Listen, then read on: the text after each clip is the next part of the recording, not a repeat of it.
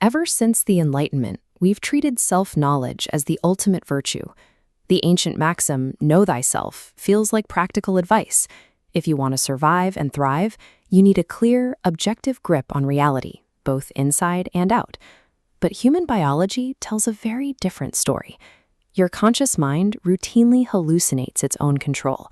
You might think you're steering the car, but often you're just a kid in an arcade mashing a plastic wheel while a pre-recorded video plays on the screen. This animated model shows the setup of a famous experiment by neuroscientist Michael Gazzaniga. He worked with a patient whose brain hemispheres had been surgically separated to treat epilepsy. Gazzaniga isolated their vision, projecting an image of a snowy winter scene exclusively to the right half of the patient's brain, and a picture of a chicken claw entirely to the left half. When asked to pick a related object from a pile, the patient's left hand, which is controlled by the snow-seeing right brain, pointed to a snow shovel. But the brain's language center is on the left side, which only saw the chicken claw. So when researchers asked why he chose the shovel, the patient didn't say he didn't know. His brain instantly fabricated a logical-sounding excuse. You need a shovel to clean out the chicken coop. The patient entirely believed this false story, which raises a bizarre biological mystery. Natural selection rigorously optimizes animals for survival. So why would evolution build a brain that actively lies to itself? The data suggests that your conscious mind isn't a supercomputer designed to output pure truth. Instead, it acts more like a frantic public relations representative, rapidly generating plausible stories to justify decisions made completely in the dark.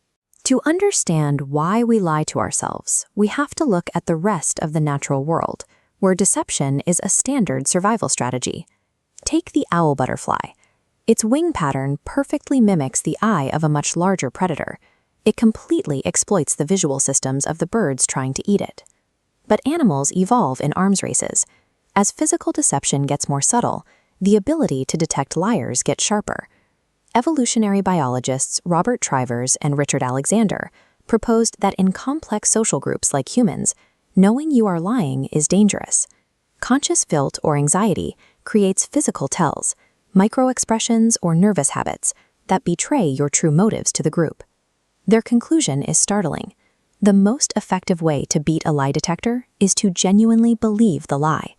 Evolution selected for a degree of self-deception, hiding our own selfish motives from our conscious awareness so we could manipulate others without ever showing a tell. This biological theory perfectly mirrors early psychoanalysis.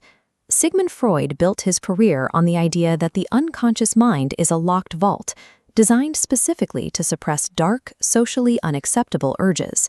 A psychiatrist evaluating a middle-aged woman encountered a striking example of an extreme ego defense mechanism in real time.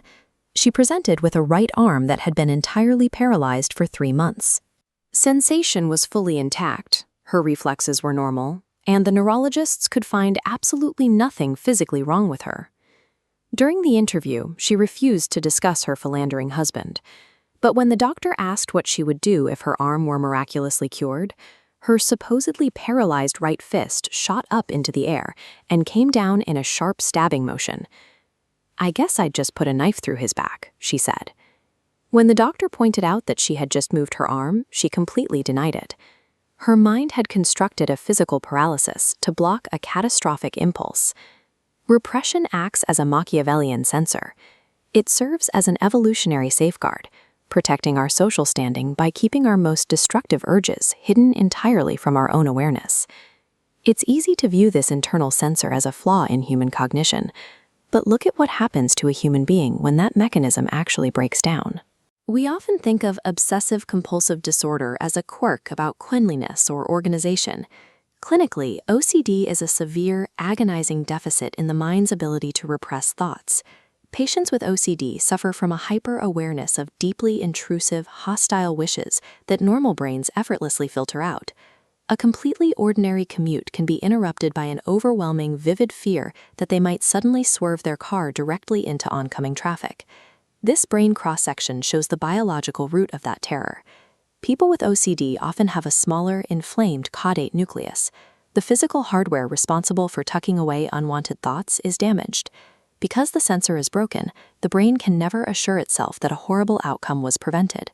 The patient is trapped in endless protective rituals, checking a lock 5 times or driving around the same block for hours just to make sure they didn't hit a pedestrian. Unchecked objectivity doesn't make you a superior survivor. Total access to every stray aggressive thought in your own mind leads to complete psychological and functional paralysis. The central trade-off of human evolution is the constant friction between what gives us immediate, selfish pleasure and what secures long-term survival within a cooperative group.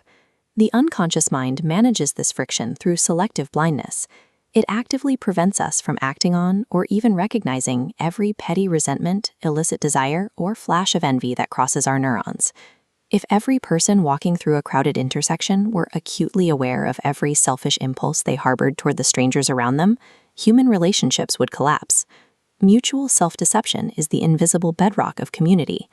The Enlightenment told us to know ourselves, assuming that absolute truth was the key to progress. But our cognitive blind spots aren't a design flaw. Being selectively ignorant to the darkest parts of ourselves allows us to trust each other. That well-placed ignorance is the exact feature that makes cooperation, morality, and human civilization possible.